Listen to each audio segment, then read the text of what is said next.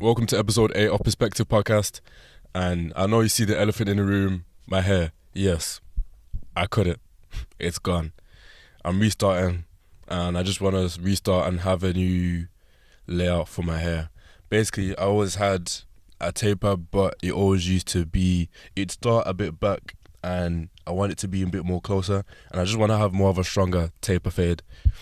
I just want it to be more voluptuous, and I just wanted to restart as well. You know, I've never been able to appreciate my hair being short because I always used to, I don't know, I just always used to get violated for having short hair to the point that it scared me to want to restart my hair. So we're changing that narrative and I just wanted to restart it, and I think it looks okay. I like it. Of course, I prefer my longer hair, but at the same time, I like it like this for now. It will just continue to grow, and it's just how it goes, I guess. But welcome to episode 8 of Perspective Podcast. Now let's also talk about the two elephants in the room, Grammys and the Super Bowl. So we're just going to talk about the Grammys first of all. So the Grammys happened last Sunday, and man, it was actually a good Grammy, but I do feel like it was a bit, they knew what they were doing. It was very strategic, and we're going to get onto that. So firstly, I'm going to just go through the awards, the people who won the awards. So first we have Thames. She won the award for Best African Music Performance for Love Me Jeje. Highly deserved song. It's a really good song, and it was one of them songs, you know, some of that you just could not stop listening to. And yeah, I loved that song, bro. That song was actually really catchy.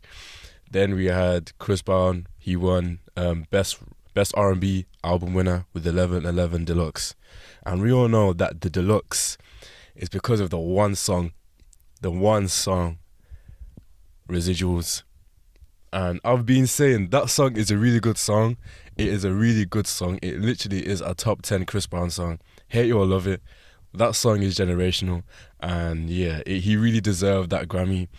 And then we've got Doechii with Best Rap Album winner with her album. Well, it's not even an album, it's a mixtape, Alligator Bites Never Heal. And I'm happy she won the Grammy. I actually wanted her to win a Grammy. However, the fact that it's not an album, the fact that We Don't Trust You had a bigger impact in terms of rap. The fact that it reignited the Kendrick and Drake beef. It restarted everything. It was number one for weeks. It really does make you think, don't you think that should have got a number one album? I mean, don't you think that should have won a Grammy because of how impactful that was for the moment? Like, I understand how art is always going to prevail, and 100%. Doechii's art prevailed, and her music and everything, her rapping ability prevailed, of course.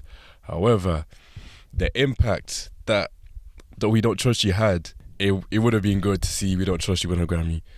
However, I'm not mad that Doechii won a Grammy, and it's a really good mixtape. I don't listen to it that much, but I do really like it. My favourite song, as generic as it may sound, it's either the Nissan one or I like Slide. Those two songs from the album are very good.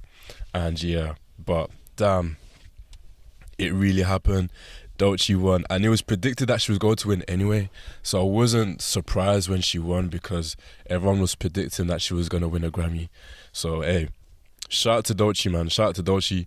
She reminds me, when she did her acceptance speech for her award, she reminds me of Lil Sims. The way that she speaks, the way that the things that she was saying, it reminds me of Lil Sims, because the way that Lil Sims was when she got her award for her album, Sometimes I Might Be Introvert.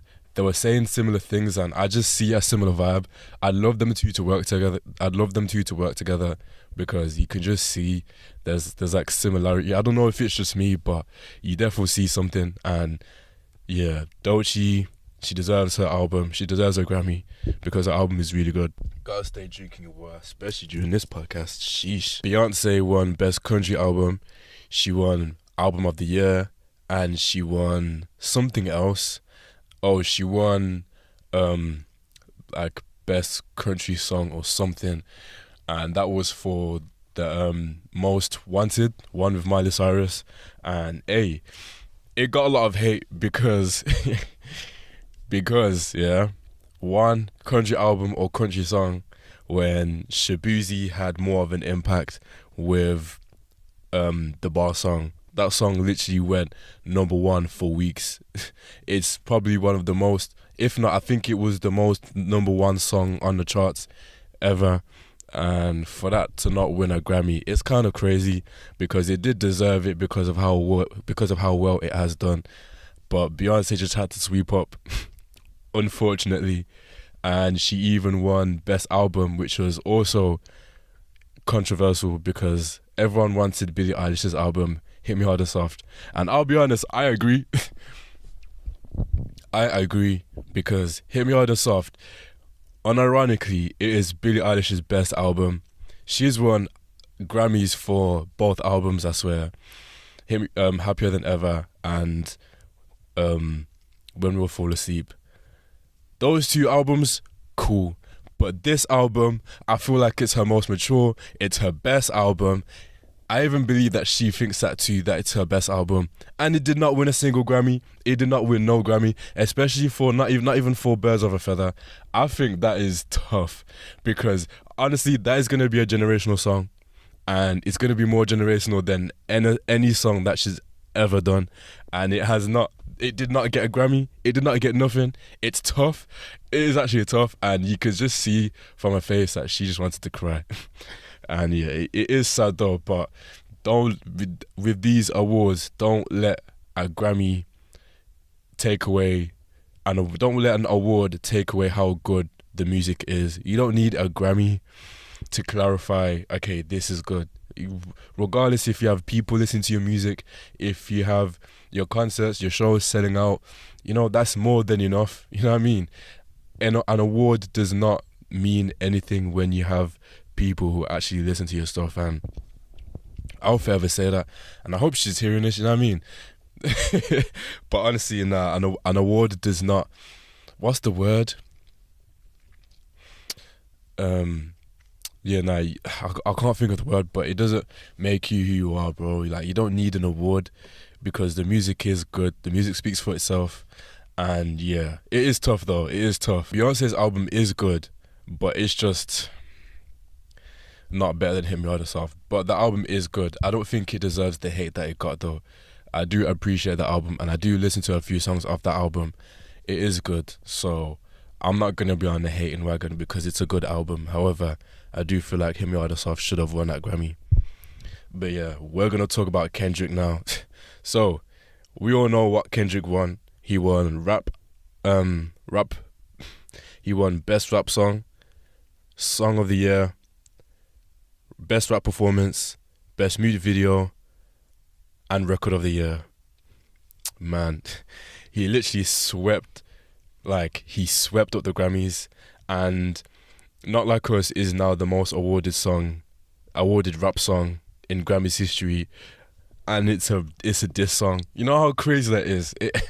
It's crazy how things happen, because with the Grammys, especially the industry, they were all on Kendrick's side, and hey, it's whatever, it's cool, but I feel like the industry is very good at hating. Well, I don't know how to explain it, but it was just like when Kendrick was just winning and winning, yeah, the Grammys just seemed like a fuck you Drake show, that everyone was just singing to Kendrick, yeah. And I call like it's a good song. It's not a bad song, Not Like Us. It's a good song. I like it, but from someone else's perspective, they'll be thinking that it's low key a bit weird how everyone is just like. Of course, I'm not saying to not celebrate it, but like every single person was dancing their ass off to that song, bro. Like it just felt weird. It felt a little bit weird. I don't know if it's just me, but it felt a little bit weird. It was tough. It is tough, but hey man, it happens. I like Taylor Swift was doing the most dancing to that song. Like it's just I just find it crazy. But I really still feel like, what did Drake do to make everyone hate him? because there must have been something. And I don't know if we'll ever know, because the way that everyone is praising Kendrick, it's like they must have. It's like it's like someone took a chance to say something and try bring someone down, yeah, and it worked. So now that it worked, everyone's just happy and everyone's just celebrating. Literally, everyone's really celebrating a downfall. And hey, man, but not like us does deserve it, I guess. And you can't not say that, regardless if you like the song or not. It does deserve the praise that it's getting, because it's generational. It's generational, and yeah, it's mad. It really is mad, and yeah. Also, The Weeknd, he was back at the Grammys, and I feel like they knew what they were doing by bringing The Weeknd back. With his tweet saying that the Grammys are corrupt, I still feel like he shouldn't have come back, because he doesn't need to. He really didn't need to, but as well, it's The Weeknd, and with this album, Hurry Up Tomorrow, it deserves a nomination at least. It really does, because it's a really good album. And yeah, the fact that he's back now, they apologize, but they apologize in the safest way. They really did apologize in the safest way, saying, "Oh, we were trying to do something different and we missed." How can you miss out a big album like that? Make it make sense. But I do feel like they still are corrupt. If they could do it once, they can do it again. And they really were very strategic with things to make things look good. But watch how it's going to be next year. They're going to do another one fun album. They're going to do another snub fun album. And this year is just going to be the year that they try to cleanse everything. But it's really going to be back on its bullshit next year. But now I want to talk about the Super Bowl. And firstly, the Super Bowl, shout out to Eagles. Finally, Eagles won. Or finally, it wasn't Kansas City that won, because they win every year. And man, Kansas City is low-key Man City that just win every season. And then Eagles just swept them up, and as they should. It was a close score. I don't watch American football like that. I don't watch NFL, but I just see stuff. So my knowledge on American football is very slim. It's nothing crazy at all. But the one thing that I will speak about is the halftime show and Kendrick Lamar's halftime show. Man, firstly, it was a good show. It was actually really good. I enjoyed watching it. However, I do feel like he should have done more songs from his discography. I'm not saying more, but he should have done less songs from GNX. He started with a song that I've never heard of. I don't know if it's just me, but I've never heard that song. But it sounded really good. And the things that I liked about it was the choreography, the dancing, the way that the color of the dancers, blue, white, and red, obviously representing the flag. The camera shots, it looked really good. Kendrick's performing. He's always good at performing. So I'm confused why people are surprised with his breathing, with his breath control when he performs, because he's been having good breath control. Like, he's actually one of the best performers in terms of rapping with no backtrack, because he's always good at that. However, I do feel like there was a bit of lip syncing or backtracking with Luther, because he sounded a bit too good, and he sounds different to when he was singing or rapping. You just have to, I don't know if that's just me. And then SZA came on. Man, I love SZA, but that also did sound a little bit too good. But hey, if she's lip singing or not, it sounded good. You know what I mean? SZA is her, and people are always gonna find a way to hate. And yeah, literally, people are always gonna find a way to hate. However, Kendrick Lamar rapping, he's always gonna be good at his breath control, and you can't deny that. And I think people are getting surprised of how good he is at performing, bro. Like, he deserves it all. I will say the performance that he did for that song is better than the way it sounds. That it sounds better than the release version. I don't know if that's just me, and I keep saying I don't know if that's just me a lot, but it does sound better. It sounds more. It just sounded better. I like the way that they had the clicking. I like the stomps. I like the sound effects that was being added to the show. It was very righteous, if that's the word. It was very boastful and confident in a subtle way. And that's the type of vibe that he was going on with. And it's crazy how he was teasing Not Like Us during the halftime show. And he even mentioned he really wants to play the song, but they'll try to sue him.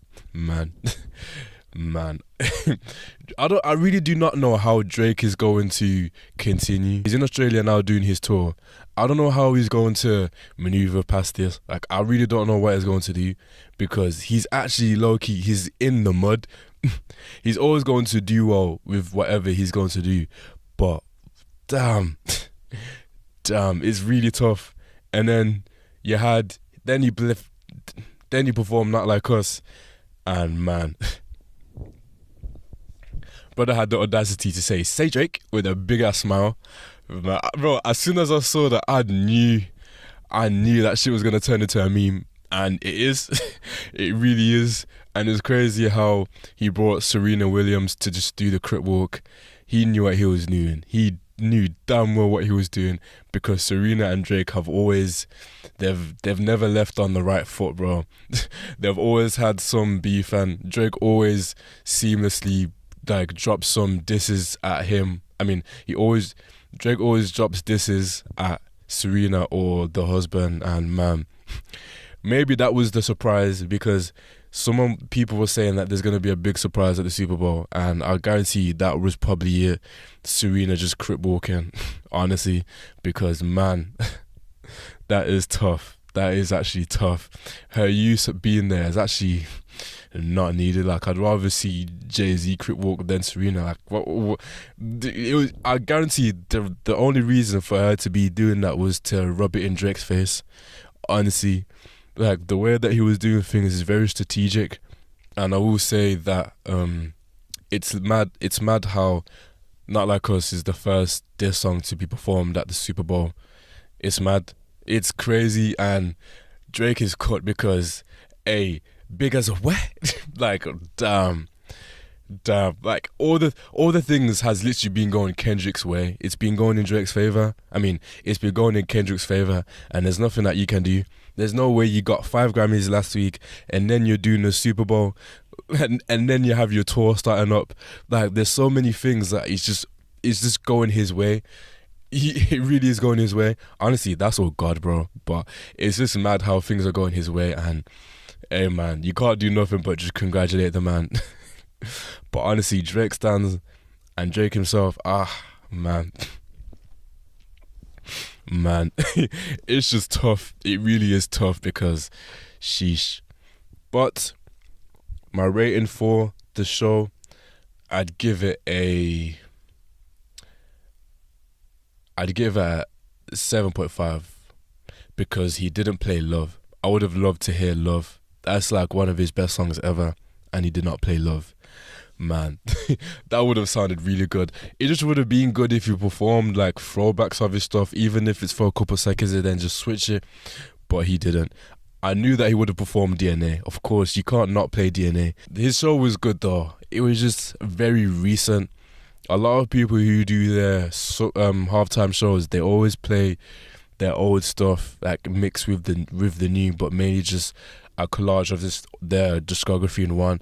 This was very Gen X influenced, and hey man, I hear it, bro. I hear it, but sheesh, you gotta promote your album at some point.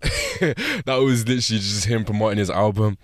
But yeah, man, Super Bowl, Grammys, what does this guy have to do next?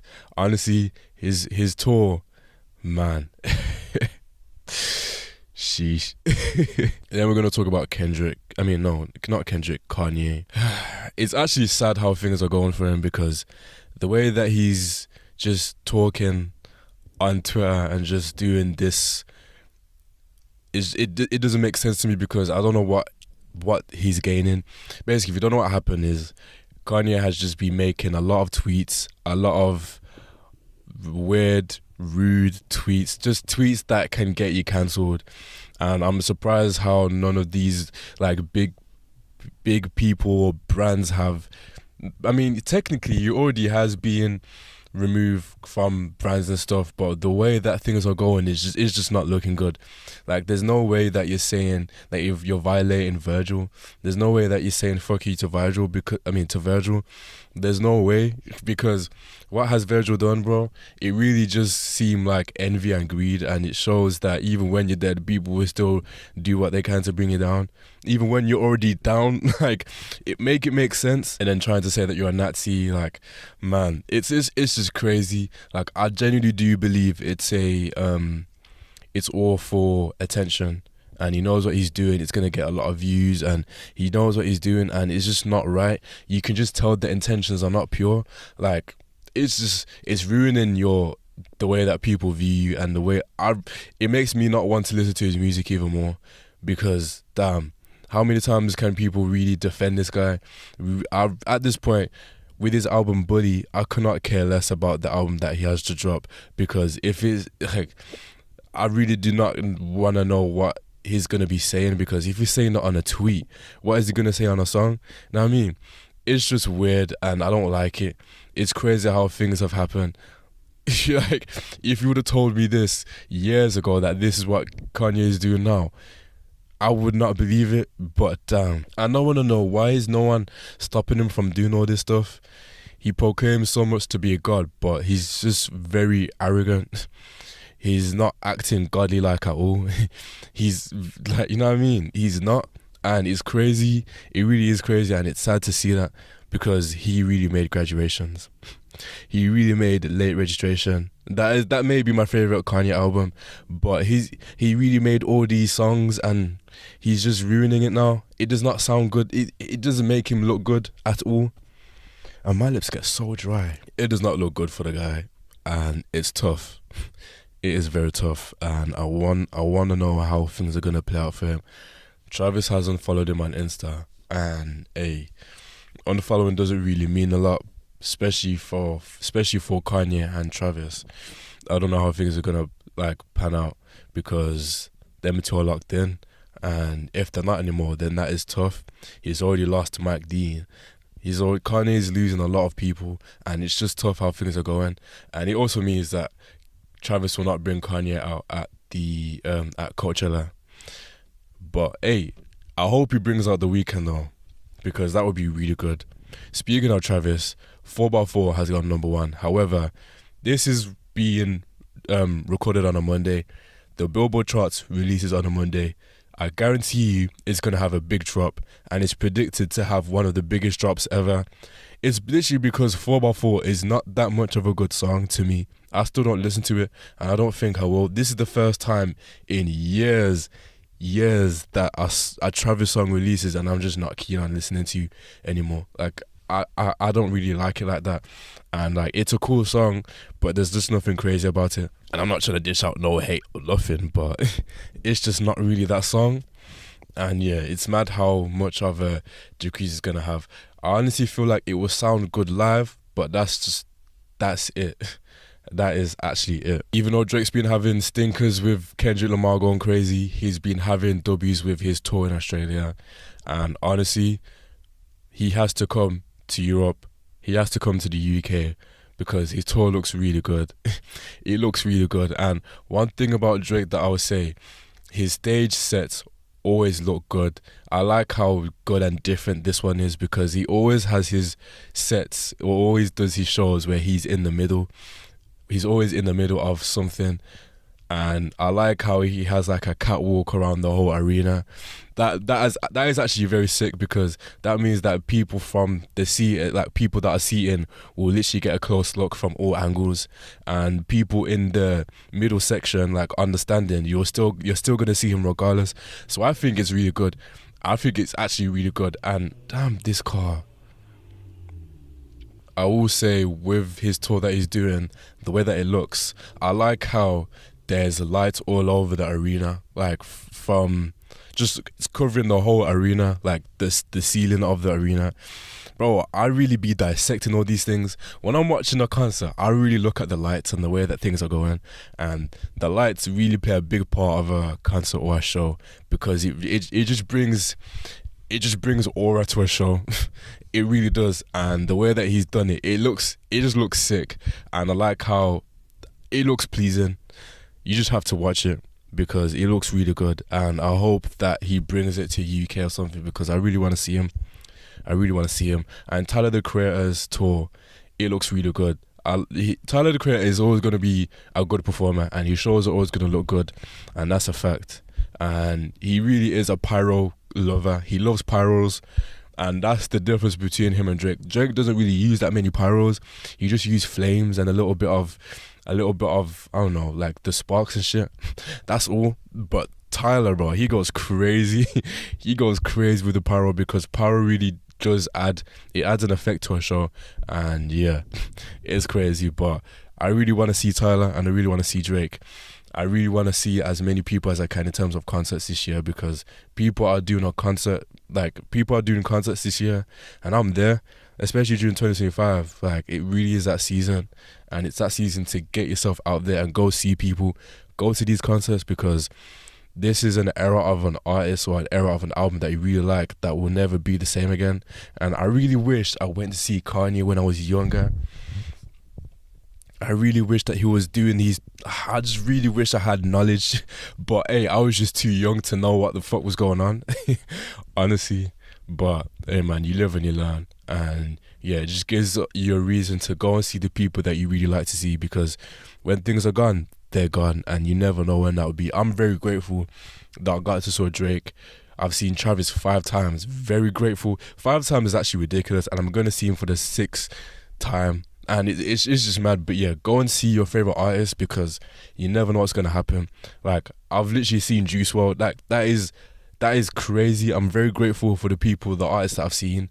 Future, I've seen him I think 4 times, 3-4 times, either one. But those things, it means a lot, because it's just important to see your favorite artist, even if it may not be the best experience. But you gotta go and see your favorite artist and just go to see them. Go to see him, because that's an era that you will forever remember, and that's a fact. I will happily put money onto concerts and festivals, because it's a feeling that can't be replaced, honestly, and I love it. And I love finding and making new friends at these places, because it's a one-time experience. Vibing to your favorite artist with a group of people, whether you're with people or not, it's just a good feeling that can't be described. It's a very good euphoric feeling, and I love it. Honestly, I really do love it, and I can't wait. I just can't wait, man. I can't wait. I hope you guys are enjoying the podcast. We're really on 8 episodes, 8 weeks of this. We're being consistent. I hope you're enjoying it. And if you're halfway or through the episode, I hope that please may you follow, like, subscribe, or whatever you can to help with the page, because I'm really trying to be intentional to just stay consistent and to grow a more authentic community, and that's all that matters. Being authentic and just doing the content that brings the most joy. And I'm grateful that you are watching. I thank you. But yeah, make sure you're actually helping. it would mean the world to me, because we got a lot that we want to do, but I want to continue to focus on the important things. Consistency, and that's a fact. Mental health check. I hope everyone is doing okay. I hope everyone's taking care of themselves, and I hope that you're talking to your people, talking to your friends, and just doing what brings you the most joy. Again, we're in February. The month's gone quick, and it's crazy how things can change, and don't let that change mess up your whole judgment or mess everything up in your life. Take your time, and I hope you are okay. Speak to your people, honestly, because your mental health matters, and I don't want you to not focus on yourself or not focus on being around good company. Being in tune with yourself and the way that you feel is very important, and I hope that you actually are okay. To anyone who's hearing this, I hope you are okay, and I hope that you are just taking care of yourself, because it's important. It's very important. Mentally, I'm doing good. I'm surviving. I'm working. I'm just doing the best that I can day by day, and I'm grateful. And I may be feeling overwhelmed some days, but I know that it's for a good cause, and I pray to that doors close for new ones to open. I pray to solidify a season so that God solidifies me with an even better season, no matter how chaotic the life will be, because that's what faith is all about. Continuing even when things are difficult. But honestly, I'm okay. We're getting through day by day, and I'm growing, I'm learning, and just trying to be the best version of myself for the people around me, for family. One of my family friends has passed, and it makes me realize how it's important to just be around the people you're around, because I didn't get to see him when he was in hospital, and it's tough. He was literally like an uncle to me because he was always there growing up, and it's just tough how things just change. But honestly, I would say cherish the moments with your people, because you don't know when the last time is, and I wish I was able to. I'm happy that I messaged him, because that would have been tough if I didn't. But yeah, cherish every moment with the people that you're with, because you never know what's going to happen, and things can just change in an instant.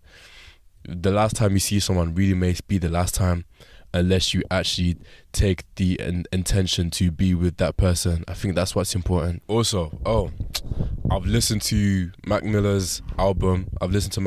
Circles, and I like it. However, I will say that Divine Feminine is still his best album. Circles is just really sad. Circles is really sad. These are my favourite songs from that album. It's literally a 3-track run, which makes it even better. So the best songs on the album is Woods, Hand Me Downs, and That's On Me. And there's another song on the album, Right. Those songs on the album, clear. But I do like the album overall. It really is a very mature album from him, and it's crazy that it just had to release after his death. But it's a very mature album from him, and it's really good. And to anyone who's really trying to get into Mac Miller, tap in.